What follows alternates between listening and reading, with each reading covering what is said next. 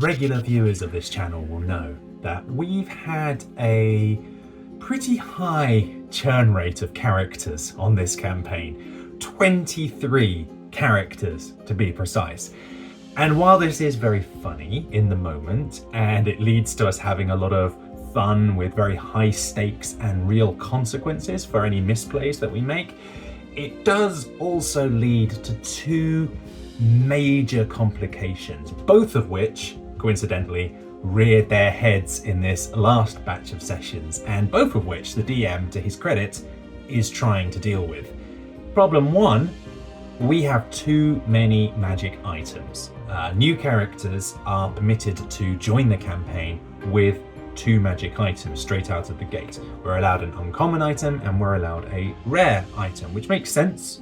We're all at level 15 now. It makes sense that our characters have accumulated magic items through whatever backstory they have. But of course, this does have the unintended consequence that, well, one, we have literal carte blanche in choosing whatever items we want, so we can absolutely optimize our character build in a way that you just couldn't if you were legitimately playing through the campaign. But it also means that any magic items that you find in the game kind of become a bit meh, because obviously they're not optimized for you in the way that you might choose. So, for example, in this very last session that we played, we managed to get our hands on a Tome of Clear Thought. Now that's a free +2 to our intelligence.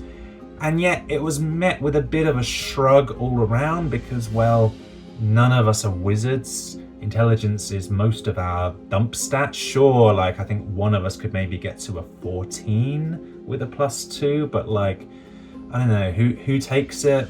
Maybe we should just keep it for now. Why couldn't it be one of the other tomes instead? So, in a funny sort of way, this leads to, well, not only do we not really need to explore things and get loot and get rewards for doing things, because the rewards are never as good as the free stuff that we can just choose ourselves, but also it means that actually, in a way, the magic items that our characters come with are kind of more valuable than the characters that yielded them, because you could just roll up a new character, but that +1 rapier that's in the bag of holding, that's for life.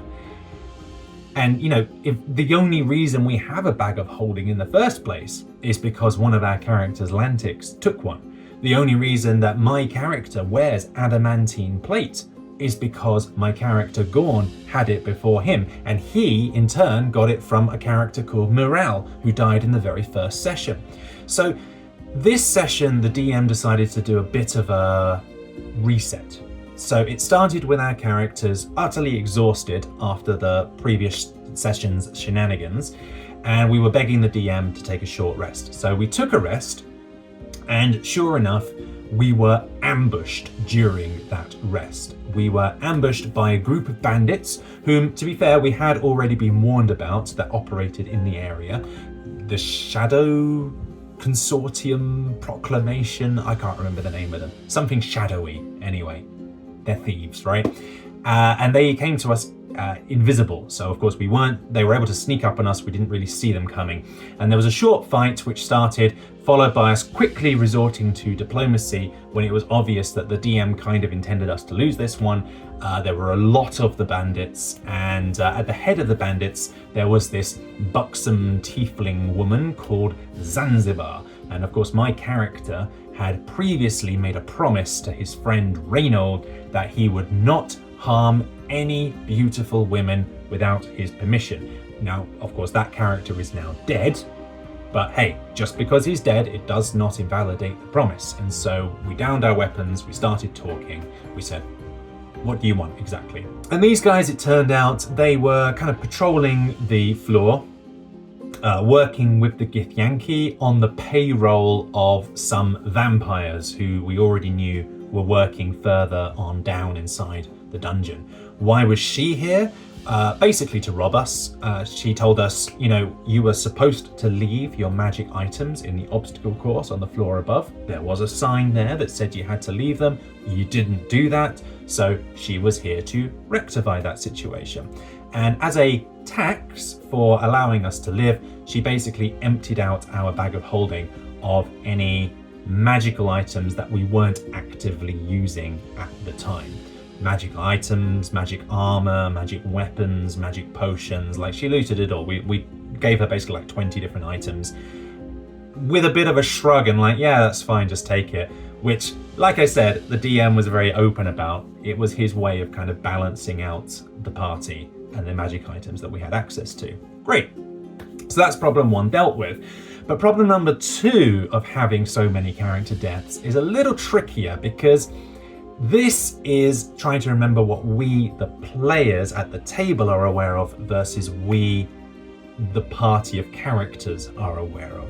This woman, Zanzibar, for example, as soon as the DM described her, we at the table recognized the description.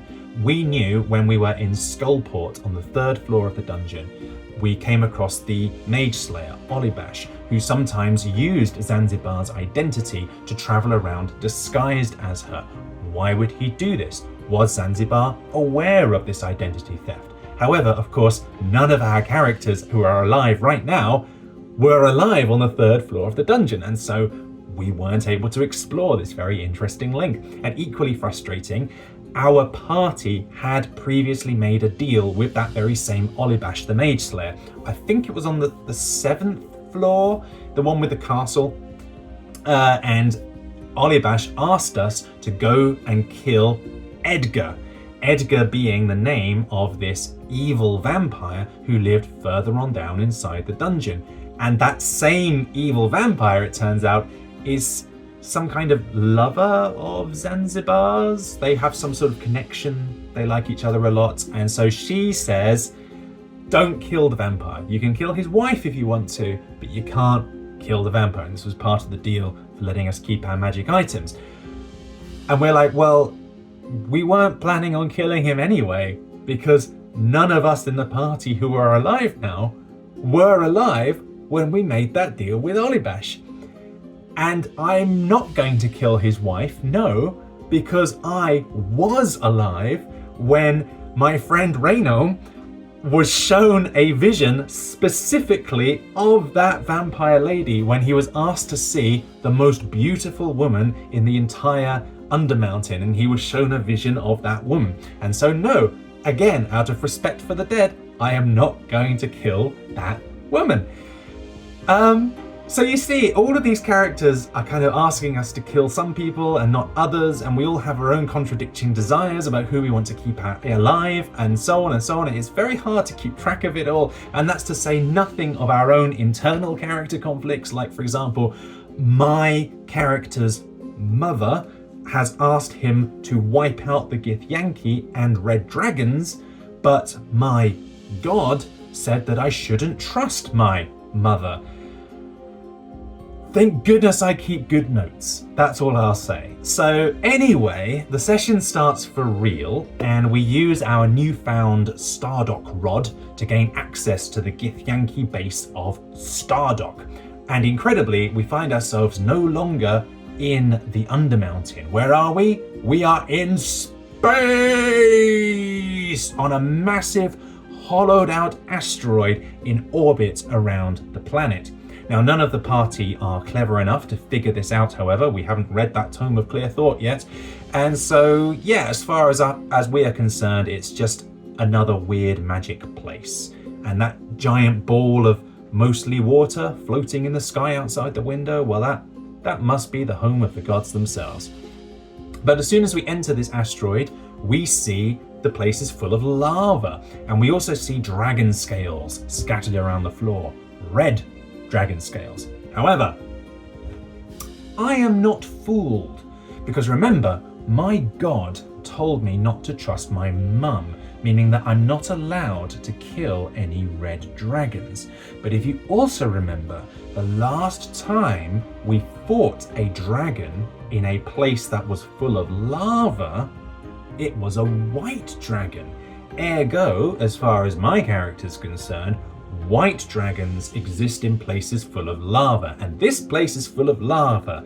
Ergo, these red dragon scales must in fact belong to a white dragon, and they have just been painted red in order to trick us. Well, I am not fooled. I have no issue killing a white dragon, therefore these must be white dragon scales. Hopefully you can keep up with the logic there. And my suspicions are only further corroborated when we soon come across this massive pile of gold, and Faustus in the party, he Scrooge McDucks into the pile, only for him to discover that it is all an illusion. There was no gold there at all, which is exactly what someone would do if they were trying to trick us and hoodwink us into attacking the wrong people. Ha! I know what's going on here. Shortly after this, we come across 2 actual red dragons, obviously really white dragons painted red, who are sleeping atop an actual pile of gold.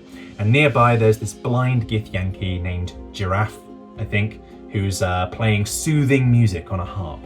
And for whatever reason, we were apparently feeling very cavalier this session, because rather than try to talk to the blind guy or sneak past unnoticed like, civilized people and sensible players, we just immediately decided to murder this man instead. I have literally no idea why, and of course killing him immediately wakes up those 2 dragons. One of them I trap inside a force cage. That's great, he's dealt with.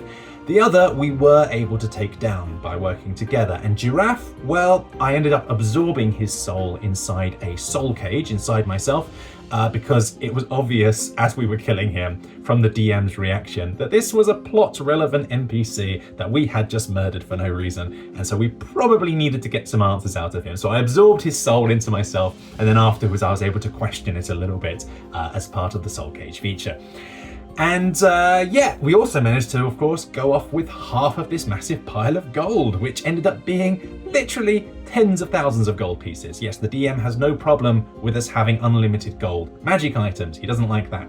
But gold, take it all. Infinite numbers. So, as you can imagine, killing a young red dragon does have its consequences, as in the very next session, the mother appeared, and she was furious with us. Now, as I mentioned in an earlier session recounting, all dragons that we encounter in this game are now 1 stage older than they should be, because our party is so min-maxed at this stage that we're basically trivializing combat. See my earlier point in this video about magic items. And so this is an ancient red dragon that attacks us. And boy, howdy, what a fight it was. It was one of those sessions that ended up being pretty much 80% combat, but it was really good combat. So it started off with us entering this chamber, which is almost like the shuttle bay in Star Trek, in that kind of one entire wall of the room was basically just a force field, and beyond that was space. Obviously some sort of docking or unloading area.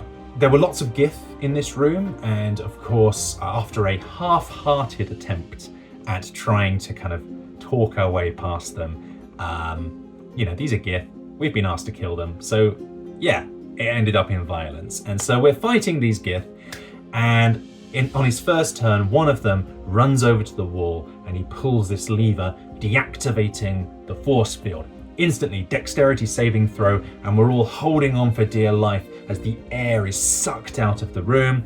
The Gith are all fine, however, because they are standing on these magical platforms which rise off the ground, and they protect themselves inside this kind of magic bubble.